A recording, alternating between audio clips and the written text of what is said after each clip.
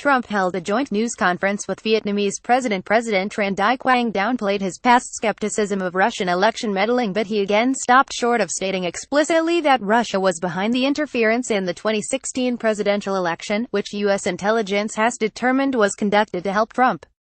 Speaking at a news conference in the Vietnamese capital, Trump was clarifying remarks he made a day earlier which suggested Putin was being sincere in his denials that Moscow engaged in election meddling. The president stressed he was not accepting Putin's denials at face value, instead saying he merely believed Putin was being genuine. "I believe that he feels that he and Russia did not meddle in the election," Trump said. "As to whether I believe it or not, I am with our agencies, especially as currently constituted with the leadership." Trump has long declined to say definitively whether he believes Russia was behind the attempts to sway last year's election. And he did not say conclusively on Sunday when asked directly whether Russia was responsible. But his nod toward American intelligence agencies, which he said were led by very fine people, put him closer to accepting what his own government has determined happened months ago. The remarks came after Trump ignited further controversy over the Russia interference issue when he told reporters aboard Air Force One on Saturday that he believed Putin was being sincere when he denied involvement in the cyber intrusion. "I really believe that when he tells me that, he means it," Trump said. The remark prompted backlash in Washington, where intelligence officials are unanimous in their assessment that Russia sought to influence last year's contest. The CIA released an unusual statement saying the current director Mike Pompeo believes the agency's determination that Russia was behind the election meddling. Trump, however, insisted during his news conference on Sunday that his remarks were clear. "I'm surprised there's conflict on this," he said. "I think it was very obvious to everybody." Trump said he didn't want to engage in a public spat with his Russian counterpart over the issue of election meddling during talks this week in Vietnam. "I'm not looking to stand and start arguing with somebody when there are reporters all around and cameras recording and seeing our conversation," Trump said. His meetings with Putin in Da Nang were held in private, however, and reporters did not see the two men engage in discussions. Trump said it was imperative the U.S. and Russia work together to solve problems like Syria and North Korea. "What I believe is we have to get to work," Trump said. "People don't realize, Russia has been very, very heavily sanctioned. They were sanctioned at a very high level. And that took place very recently. It's now time to get back to healing a world that is shattered and broken."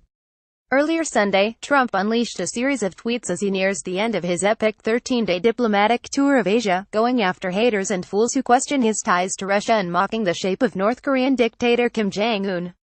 The stream of invective came after days of relatively restrained tweeting as Trump darted between Asian capitals on his first presidential trip to the continent.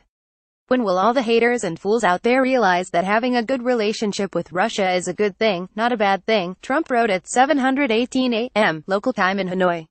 He spent the night here after a state dinner, and held talks and a joint news conference with Vietnamese President Tran Dai Quang on Sunday morning. "They're sick always playing politics bad for our country," he added. "I want to solve North Korea, Syria, Ukraine, terrorism, and Russia can greatly help." In a second posting at 7:43 a.m., Trump wrote, "As the fake news media remember when crooked Hillary Clinton, as Secretary of State, was begging Russia to be our friend with the misspelled reset button. Obama tried also, but he had zero chemistry with Putin." He was referencing a 2009 episode in which Clinton, then Secretary of State, presented her Russian counterpart, Sergei Lavrov, a small red button with the Russian word Peragruska printed on it.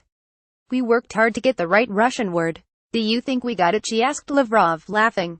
"You got it wrong," said Lavrov. "The correct word for reset was Peragruska," he explained. Peragruska means overcharged. Trump has long insisted that a better relationship with Russia could help solve vexing global problems, including ending the civil war in Syria and containing North Korea. Trump has worked while in Asia to consolidate support behind his efforts to choke off support for Pyongyang, and delivered stern warnings to Kim during stops in Tokyo and Seoul.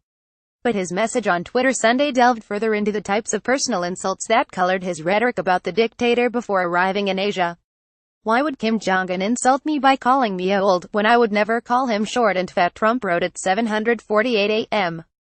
"Oh well, I try so hard to be his friend and maybe someday that will happen." He appeared to be responding to North Korea's statement last week that Trump is a dotard, implying senility.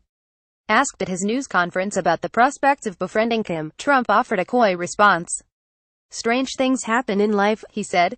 "That might be a strange thing that happens. but it is certainly a possibility.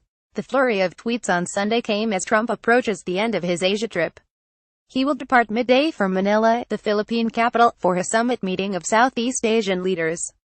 We'll be doing a joint press conference in Hanoi, Vietnam, then heading for final destination of trip, the Philippines, Trump wrote, misspelling the name of his next stop.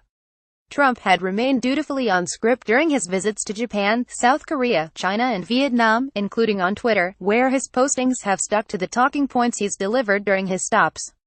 But after a formal meeting with Putin was stymied during his visit to an economic summit in Da Nang, Vietnam, Trump held forth with reporters about the damage the Russia investigations unfolding in Washington are having on Washington-Moscow ties.